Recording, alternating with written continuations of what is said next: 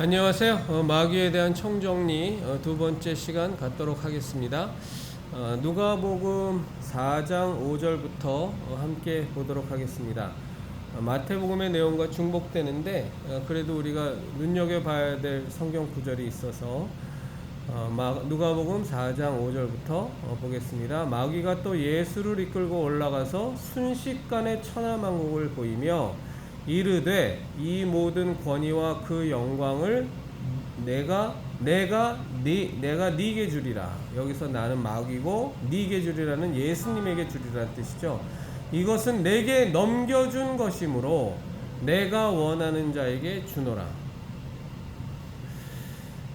그러니까 이 기복신앙, 기복미신이 얼마나 잘못된 것인가를 우리가 이 구절을 보면 여실히 알 수 있는데, 하나님을 믿어도 굉장히 많은 물질적인 부종려와 세상적인 권세와 권위를 누릴 수 있다는 건 말씀드렸어요. 그런데 그것이 하나님의 자녀가 되는 주요 목적이 결코 아니라는 것 많이 강조드렸는데, 하나님은 우리의 영혼에 대해서 관심이 있으세요. 예수님 말씀하시길 너희가 몸은 죽여도 영혼은 멸하지 못하는 자들을 두려워하지 말고, 몸만 죽이는 자들을 두려워하지 말고 영혼까지 멸하는 자를 두려워하라 하면서 계속 말씀하시는 것이 너희의 영혼이 너희의 육체보다, 이 땅에서 잠시 잠깐 살아가는 삶보다 너희의 영원한 생명, 영원한 복을 받는 것이 훨씬 더 중요하다는 것을 우리가 복음서를 보면 예수님 정말로 많이 말씀하시잖아요.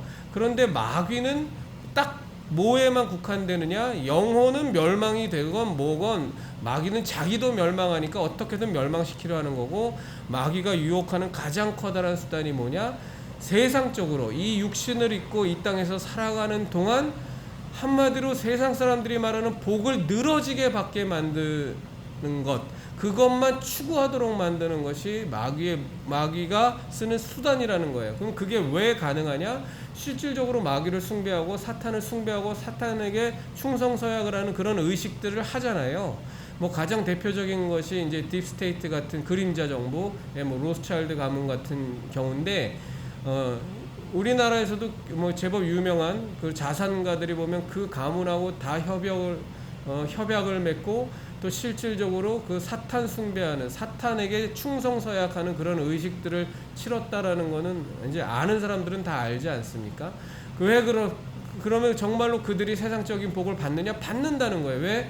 마귀가 그것에 대해서 충분히 쥐락펴락할 수 있는 권위를 이미 공중권세자이자 마귀가 갖고 있기 때문에 얼마든지 자기에게 충성하는 자들에겐 오직 이 땅을 살아가는 동안 세상적인 권세와 세상적인 부귀영화를 누릴 수 있게 해줄 수 있는 권한이 마귀에게 있다는 거죠. 그러니까 그거는 세상적으로 얼마나 잘 나가느냐를 하나님의 복으로 생각하면 큰 요산이라는 거예요. 하나님의 복은 항상 무엇과 연결되어 있느냐? 영원한 생명, 하나님의 자녀가 되어 영원한 복락 가운데 거하는 그 맥락 속에서의 세상적인 풍요를 누리는 거지, 그 근본이 사라져버리고 본말이 전도돼 버리면 그것은 마귀의 것으로 전락할 위험이 굉장히 많은 것이고, 실제로 이 땅에서 그렇게 벌어진다는 거죠. 하나님께 맞서는, 그런 산당에서 제사를 지내고 하나님이 그토록 싫어하는 우상 숭배를 하는 그 우상의 대상인 뭐 바알세불이라든가 아스다롯이라든가 뭐 이런 존재들이 상징하는 게 뭡니까? 세 가지잖아요. 풍요, 그 풍요로움이 뭡니까? 뭐 토지의 풍요든 물질적 풍요든 하여간에 풍요로움, 그리고 다산, 자녀들 많이 낳는 것, 그리고 장수하는 것, 이 세 가지의 상징이 그런 하나님과 맞서는 악한 영들이 상징하는 게, 그들을 숭배하면 얻어지는 게 이 세 가지라는 거거든요. 다산과 풍요와 장수. 그런데 이것이 하나님에서 받는 복과도 겹치는 부분이 있잖아요. 그래서 그것만 놓고 보면 이게 하나님의 것처럼 착각되고 현혹되고 왜곡될 수 있지만, 그러나 그것이 하나님이 우리에게 주시고자 하는 영원한 생명, 영원한 복락, 하나님의 계명 안에서 하나님을 경외하는 것 안에서 이루어진다라는 이 대전제가 빠지게 되면 바로 마귀의 것으로 넘어간다는 거니까 이게 얼마나 섬뜩한 사실입니까? 7절을 보면 그러므로 네가 예수님이죠. 네가 예수님이 만일 내게 마귀에게 절하면 다 내 것이 되리라. 마귀가 아주 당당하게 외치지 않습니까? 그러나 예수님께서는 마귀를 단호하게 물리치시죠. 어떻게 물리치십니까? 주 너희 하나님께 경배하고 다만 그를 섬기라. 이 부분이 빠져버린 상태에서 우리가 교회를 다닌다, 신앙생활을 한다, 뭘 한다, 뭐 많은 여러 가지 것들을 하면서 기업도 잘 되고 돈도 많이 벌고 부자도 벌고 아이들도 좋은 대학 가고 출세하고 뭐 집안도 뭐 여러 가지로 잘 풀리고 많은 것들을 가질지라도 다만 그를 경배하고 다만 하나님만을 경배하고 하나님만을 섬기고 하나님의 뜻대로 마음을 다하고 힘을 다하고 목숨을 다하고 뜻을 다해서 하나님의 뜻대로만 살려고 한다라는 이 대전제가 빠져버리면 그럼 뭐가 되는 거냐? 마귀의 것이 된다는 거예요. 굉장히 무서운 거죠. 마귀의 권세가 결코 만만한 것이 아닙니다. 누가복음 8장 12절 보도록 하겠습니다. 누가복음 8장 12절.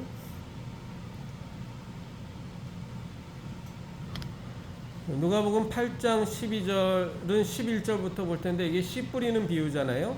이 비유는 이러하니라. 씨는 하나님의 말씀이요 길가에 있다는 것은 말씀을 들은 자니, 말씀을 들은 자요. 이미 들었어요. 안 들은 게 아닙니다. 들은 자인데 이에 마귀가 가서 그들이 믿어 구원을 얻지 못하게 하려고 말씀을 그 마음에서 빼앗는 것이요. 그러니까 마귀가 하는 일이 뭐죠? 아까 우리가 대전제였던 요한복음 10장 10절에서 볼 수 있는 것처럼 마귀는 모든 것의 초점이 뭐냐? 말씀만 딱 말씀 뺏는 게 목적이 아니에요. 말씀을 뺏어서 그들이 믿어 구원을 얻지 못하게 하려고, 그 하나님의 말씀이 우리에게 잘 심겨져서 그 말씀대로 우리가 순종하며 살면 하나님의 자녀가 되고 영원한 생명 가운데 거하니까 그것을 못하게 하려고 그것의 단초가 되는 하나님의 말씀이 떨어지면 그것을 뺏어간단 말이에요. 뺏어가서 무엇을 이루려고 하느냐? 믿어서 구원을 얻지 못하게 하려고. 이게 마귀의 목적이라는 거죠. 요한복음 10장 10절하고 똑같죠. 도적이 오는 것은 생명을 빼앗고 도적질하고 죽이고 멸망시키려 하는 것. 이게 마귀의 목적이라는 거예요. 그러니까 아무리 마귀가 중간 과정에서 부와 재물을 준다, 뭘 해준다고 좀 이런 표현이 그렇지만 설레발을 치고 실제적으로 우리의 생활 가운데, 우리의 삶 가운데에서 이 세상 사람들이 다 부러워할 만한 것들을 준다고 할지라도 그 결국은 뭐냐? 종국은 뭐냐? 믿어서 구원을 받는 것을 못하게 하려고 하는 것.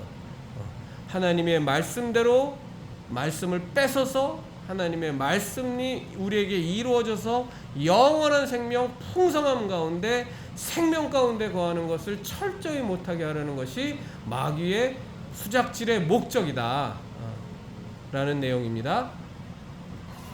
요한복음 6장 70절 보면 이게 이제 마지막이 아니죠.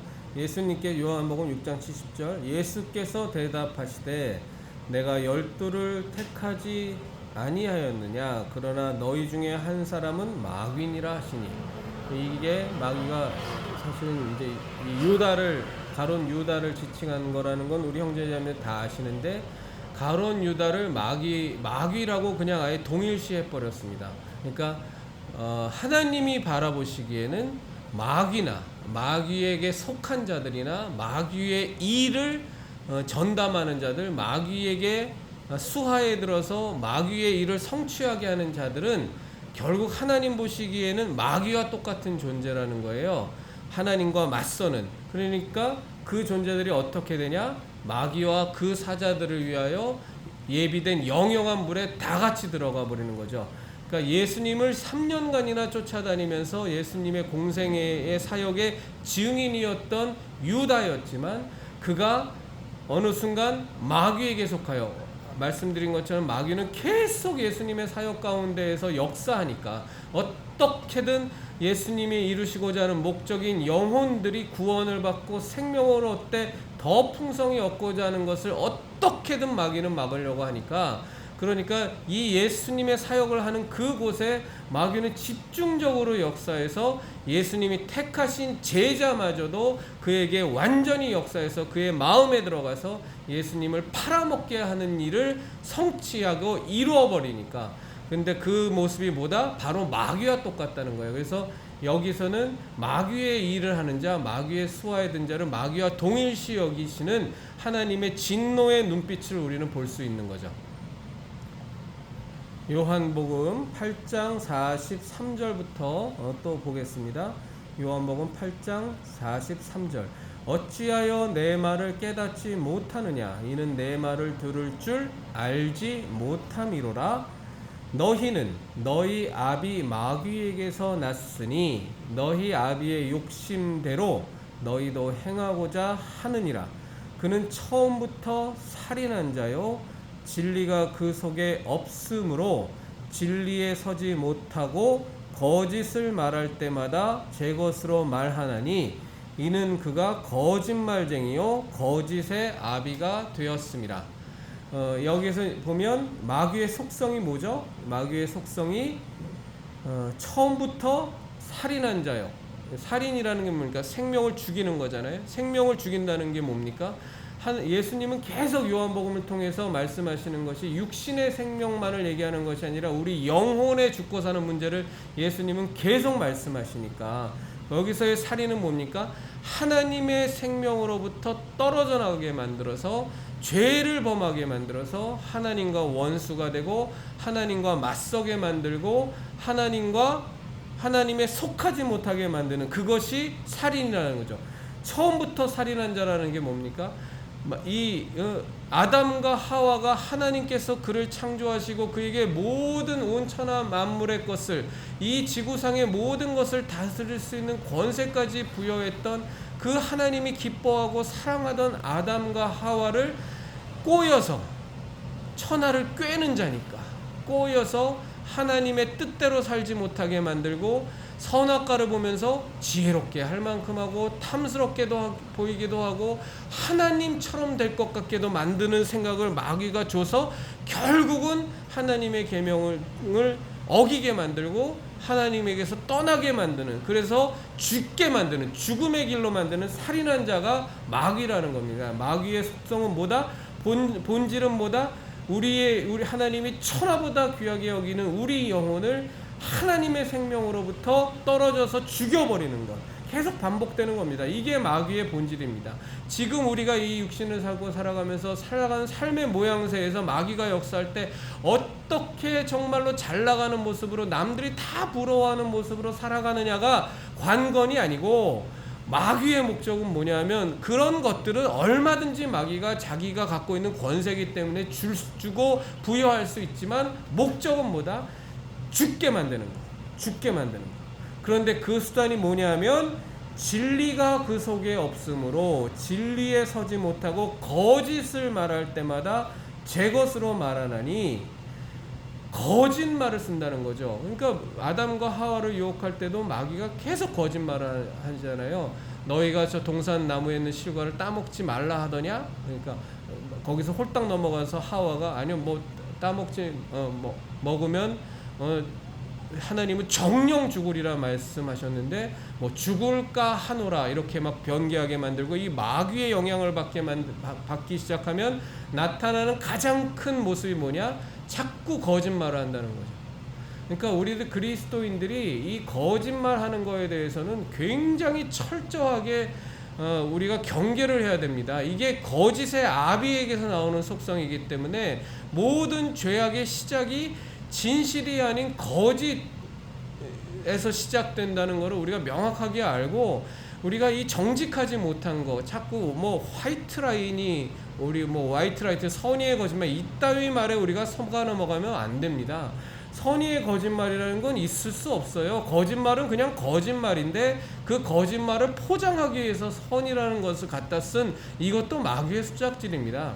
우리가 말을 하면 누군가에게 피해를 끼치고 누군가에게 어려움을 처하게 만들고 위협이 되는 상황이 될 것 같으면 아예 말을 안 하면 됩니다.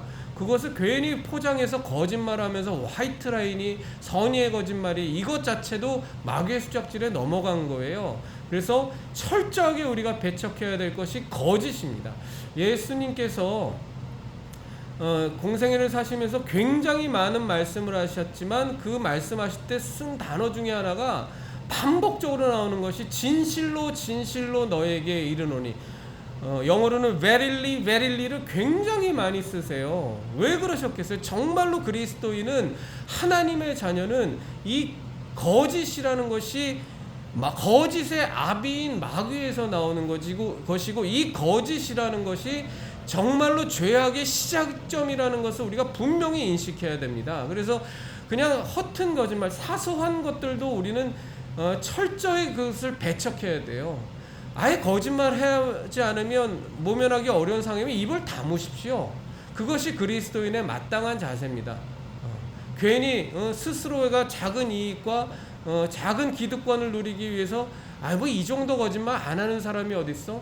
아닙니다. 그건 세상적인 논리고 마귀의 논리니까 절대 거기서 속아 넘어가지 마시고 그리스도인들은 정직해야 됩니다. 아주 투명해야 됩니다.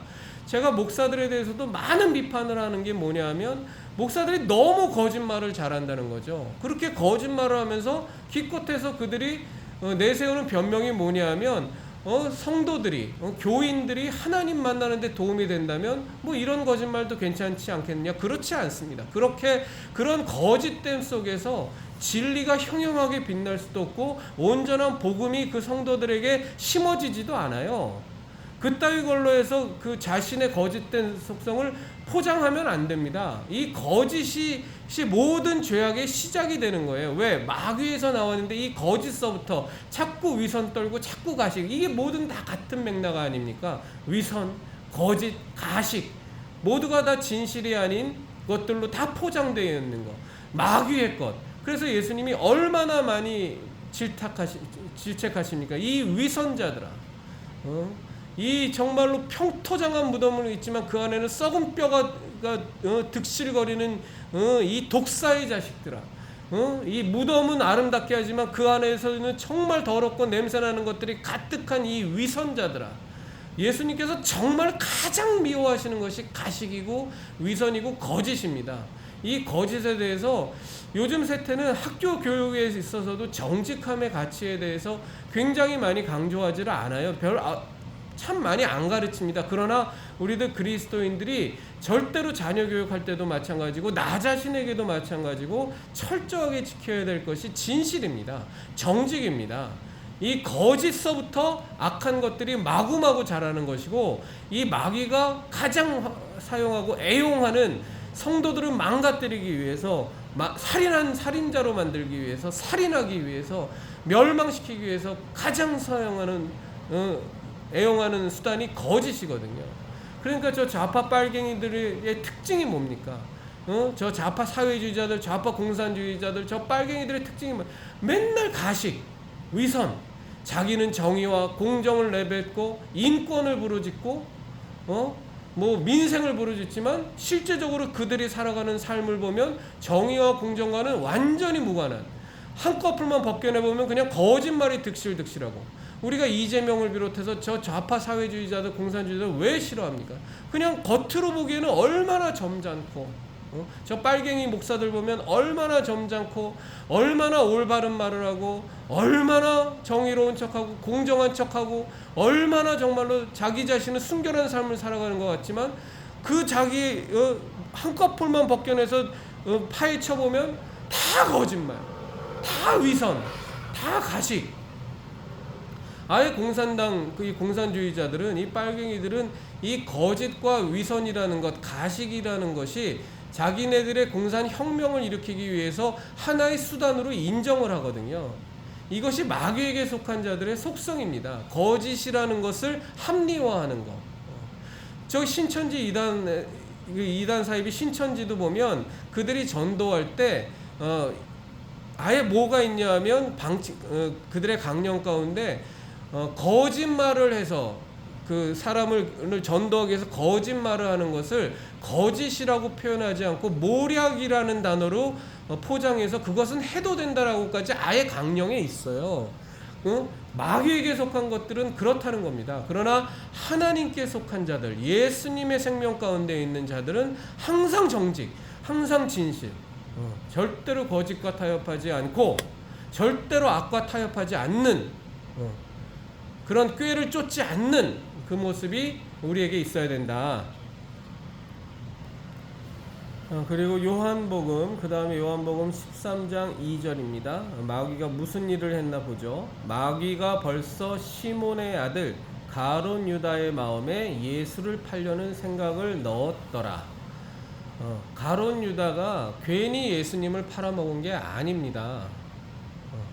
가룟 유다가 예수님을 팔아먹게 된 것은 본인이 그것을 인식했건 인식하지 않았건 간에 마귀가 그런 마음을 가룟 유다에게 넣어주었기 때문에 그가 예수님을 팔아먹는 일을 자행하는 겁니다. 그러면 왜 12사도 가운데에서 가룟 유다가 그 일을 택했냐? 예수님께서 우리가 다른 성경 구절을 보면, 다른 복음서를 보면 가룟 유다에 대해서 그는 도적이라 돈꾀를 맡고 있고 헌금함을 가룟 유다가 한마디로 말해서 격리를 받았었던 거죠. 요즘 말로 말하면 헌금함을 관리했는데 거기서 그 돈을 도적질해 가는 자라 그래. 그 표현이 복음서에 나와 있잖아요.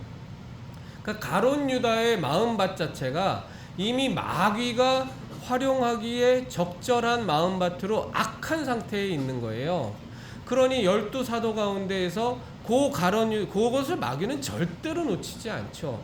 그런 악한 여지가 있는 것, 자기가 역사에서 자기가 휘어잡아서 예수님을 팔아먹고, 누군가는 팔아먹게 만들어야 되는데 그것을 누구를 통해서 할 것이냐 봤더니 가룟 유다가 도둑질을 하는 거예요. 하나님께 바친 그 헌금을 자기가 돈꾀를 맡은 그 권위를 이용해서 자꾸 훔쳐가는 존엄이구나 싶은 거죠. 그러니까 우리가 형제자매님들이나 저나 이 땅을 살면서 사실은 크고 작은 죄악들을 자꾸 범하잖아요. 저 자신도 마찬가지예요. 저는 뭐 과거에는 말할 것도 없고 지금도 마찬가지고 앞으로도 크고 작은 죄악들을 범할 거란 말이에요. 그 형제자매님들도 뭐 저하고는 다르겠지만 분명히 그런 죄악들을 범할 수밖에 없지 않습니까? 우리가 인간으로서 아무리 하나님의 자녀로 거듭나도 이 땅을 살아가면서 죄악을 범하는 것에서 자유로울 수 있는 사람은 한 명도 없잖아요. 그거 자체가 그 모든 죄악들이 뭐냐? 마귀가 틈탈 수 있는 여지를 만들어 주는 거거든요. 그러면 우리는 어떻게 해야 되냐? 그냥 그 죄악들을 내버려 둬버리면 가룟 유다의 마음에 예수님을 팔려는 생각을, 그 마음을 굳건하게 가룟 유다가 먹도록 마귀가 만들어버리는 것처럼 우리가 그 죄악들을 볼 때 그 마귀가 틈탈 여지를 없애야 되거든요. 그 여지를 없애는 게 뭡니까? 회개입니다. 우리가 죄를 범하는 것 자체도 정말로 죄와 싸우되 피 흘리기까지 싸우면서 내 자신의 죄악과 세상의 죄악들을 향해서 목소리를 높이고 내 스스로에게 세상에 대해서 싸워야 되겠지만, 그 싸움을 하는 데 있어서 가장 우리가 절대적으로 놓치지 않고 같이 병행해야 될 게 뭐냐? 회개라는 거예요. 우리가 죄를 범하면 그 죄를 숨기지 말고, 숨겨봤자 하나님 다 아시고 나도 알고 무엇보다 마귀도 안단 말이에요. 그 죄가 우리 가운데, 우리 삶 가운데 또아리 틀고 있으면 그것이 단초가 돼서 마귀가 거기에 집중적으로 역사해서 결국은 예수님을 팔아먹는 일마저도 한다는 말이에요. 지금 왜 한국 땅의 교회 목사들이 왜 저렇게 타락했습니까? 자기 자신들의 죄악을 날마다 보고 그 죄악을 들고 예수님의 십자가 보혈 앞으로 나가서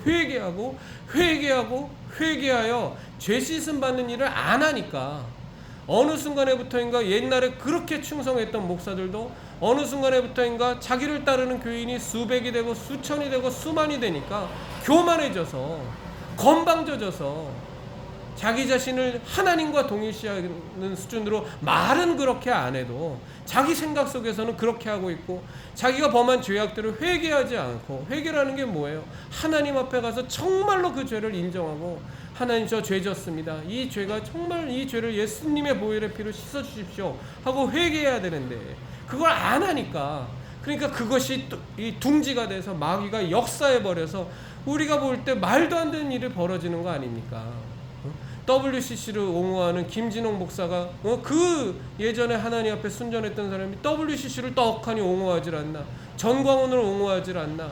김사만이 목사 그 예전에 그 전도사 시절에 개척 시절에 그 사람의 말의 절반만 믿더라도 그 순수하고 열심 있고 하나님께 앞에서 정직했던 사람이 지금 다 망가져 버렸잖아요. 조용기 목사가 처음 불광동에서 정말 천막 치고 거적대기 깔고 하나님 앞에서 그 몸도 얼마나 조용기 목사가 병약했습니까? 그런 가운데에서도 정말 하나님께 오직 순종하면서 하나님께서 주신 사명을 감당하는 자로 그 눈물의 세월을 보냈던 사람이 나중에 어떻게 됐어요? 다 망가져 버렸잖아요. 왜? 회개 안 하니까. 마귀가 틈탈 틈을 그대로 두니까. 어느 순간에부터인가 정말 자기가 말하고 자기가 행동하는 것은 하나님께서 다 인정하시고 하나님의 뜻이고 자기 말이 하나님과 같은 권위를 가진 것처럼 착각하고 마치 하나님인 것처럼 교회를 예수님이 주인인 교회인데도 불구하고 자기가 주인인 것처럼 쥐락펴락하고 하나님의 뜻을 작은 부분서부터 구하면서 가던 옛 모습은 다 잃어버리고 마치 자기한테 생각이 드는 것은 모두 하나님의 뜻이라고 착각하는 무슨 소리예요? 겟세마네 동산에서 예수님께서 그 땀방울이 핏방울이 되도록 기도하는 그 시점에서도 예수님의 기도의 주요 내용이 뭡니까?